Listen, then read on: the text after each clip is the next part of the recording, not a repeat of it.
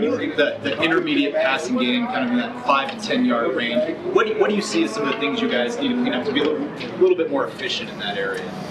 You said the 5 to 10 yard? Yeah, kind of those intermediate. Yeah, I think. I don't think it's one thing. I think everything working together, just timing, protection, routes. I mean, there's not one thing that goes into it. It's like most things on offense, 11 guys working together. When you got a trip like this coming up, is it a challenge for the coaching staff to make sure these guys don't have one eye on Greenbrier and the rest of the trip? And yeah, it's on. No, it's a great point. It's happened. We've had some experience going to London, and it's always that game before that you really have to keep your eye on. Because you got to go home tonight, get packed, and there's a lot of extra details, and so it was something that Sean addressed early in the week. He made a big emphasis on it, so it's certainly been addressed. Sean keeps having tags, players have tags on for certain plays. I'm wondering, for coming off a week where maybe he doesn't have a lot of targets, is there a line between manufacturing touches for somebody and just play in the system, or how do you think about? I think in the first game, we felt like. Maybe we should have had more breaks for him. We thought there was a couple snaps where maybe he looked tired. So, we put a lot of thought into who's on which route. And, for a guy like him, it's not so much like, we don't want him on the field. It's just making sure he's fresh at the end of the game. So, you can't.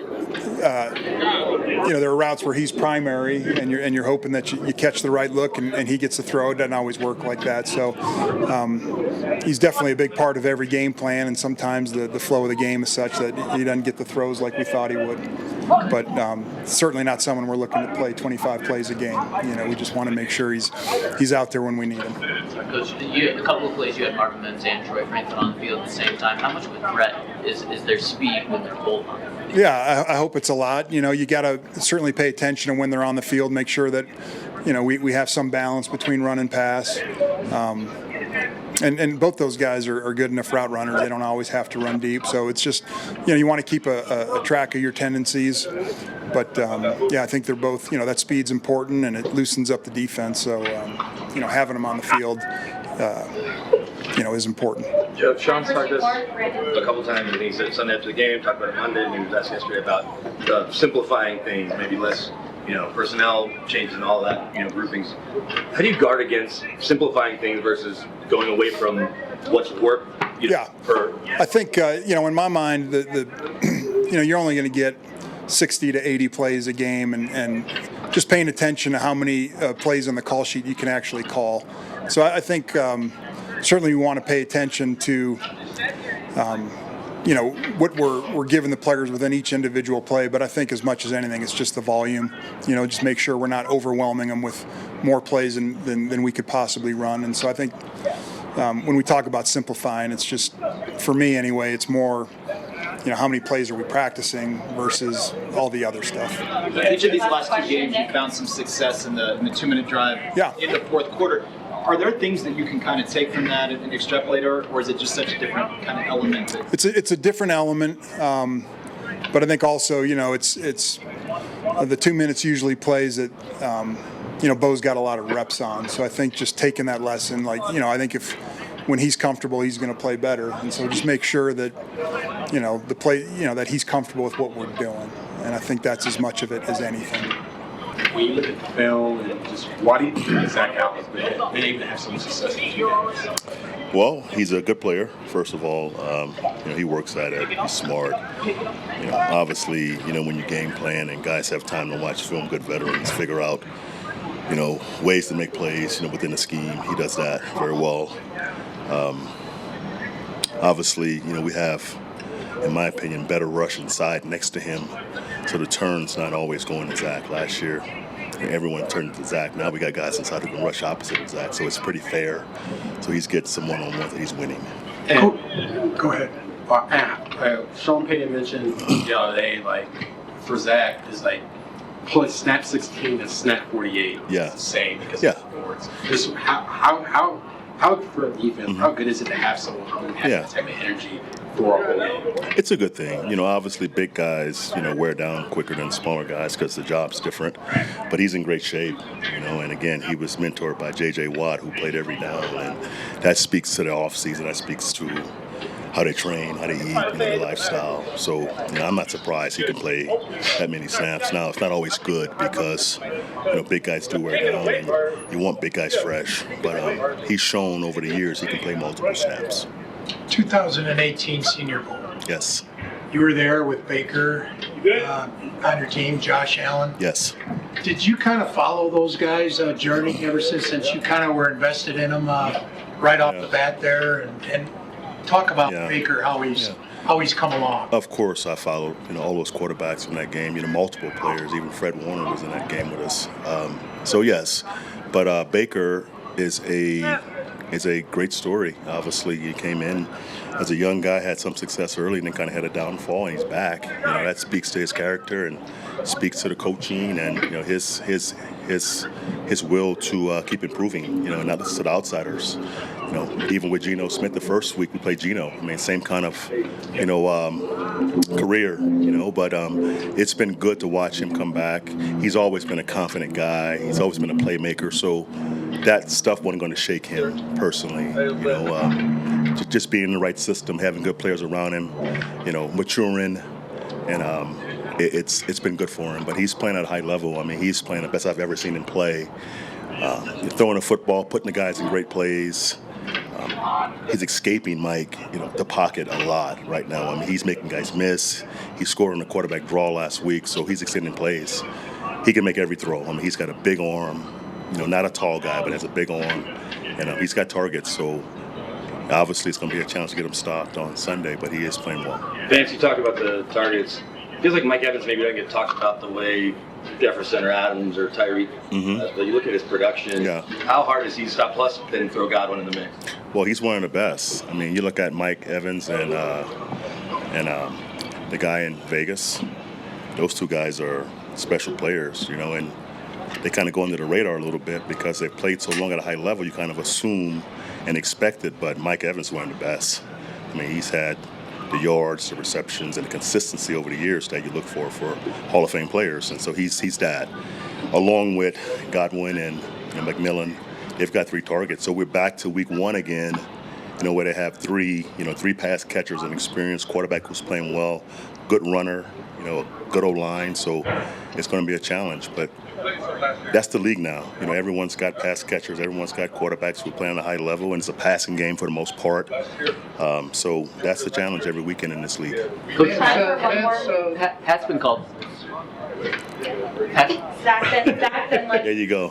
Pat's been called for an unusual amount of penalties over his first 2. Yeah. Do you coach him to play different, be less physical, or do you think those are just a couple fluky ones? I think penalties come in 2 forms, right? You have penalties that are just silly penalties that happen, pre-snap. It takes no talent.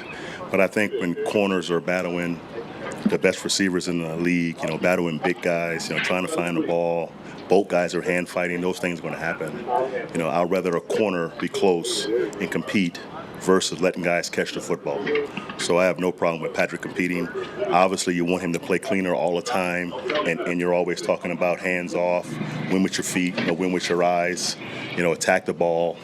That's always being coached and talked about, but you want guys to be close, and corners that are close will make more plays than corners who's not, so I'm okay with Patrick being aggressive. He's covering the best guys in football and doing a good job on those guys, so some of that stuff we'll live with. We don't want that, but I'll live with some of it. That's where I was going. He seemed frustrated that he felt he's playing the same way. Yes. Do you see he's playing the same way? I think some of those calls are, they're up for interpretation. They can go either way. Both guys are hand fighting. Both guys are trying to find the football. Obviously the DB has to get his eyes back. If his eyes are back finding the football, in the past it's been clean play. So he's always looking for the football. So he's never grabbing guys not looking for the football. So we'll see. Everyone calls it differently. It's sometimes gray, but I want those guys being aggressive and finding the football. Was that your message to him? Absolutely. Even right after the play, keep challenging this kid, keep being aggressive. Just find the football, you'll be fine. Would you rather give up that catches? Well, it depends. Obviously, in this league, I mean, they give him the yardage, but you want him to compete and put on the official to make the call. And to me, I'm a defensive guy, so it's never a PI. Right? It's never a PI. It's always a PBU. That's how I see it. Riley's punt block. What'd you say? I would say he's doing a really good job so far this year. Ball striking numbers back that up. We've had some good coverage too, so a handful of things we still need to work on there, Mike, but like where he's at so far and just excited about where he's going to go from here. How much does the strategy change? Because you're at sea level week 1, and then now you're going to sea level the next couple of weeks versus being here in terms of kickoffs and wanting to maybe use.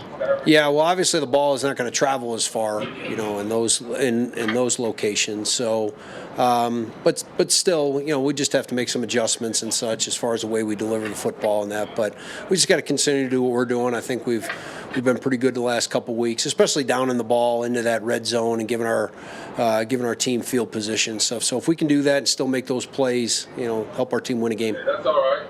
And then I asked Sean on Sunday about the decision to not even let Will try that long field goal at the end of the first half.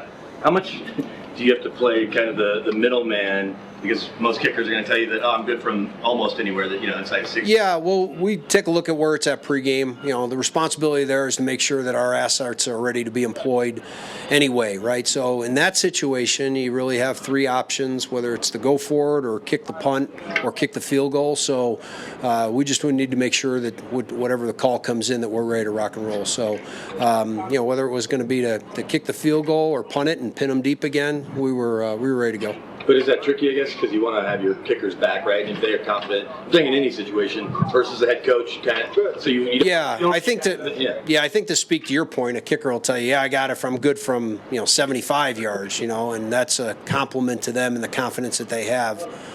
Our job is to be the voice of reason and make sure that we're taking everything into account, not only that specific kick, but the implications of making or missing, and then even punting the ball, right, whether you pin them and such. So, again, when you get into those areas where it could be a field goal, it could be a punt, it could be a go for it, we just have to be prepared, and we were, to execute whatever coach calls. Are you surprised when it gets down to the nitty-gritty, especially late in the game, teams just don't mess with that kickoff?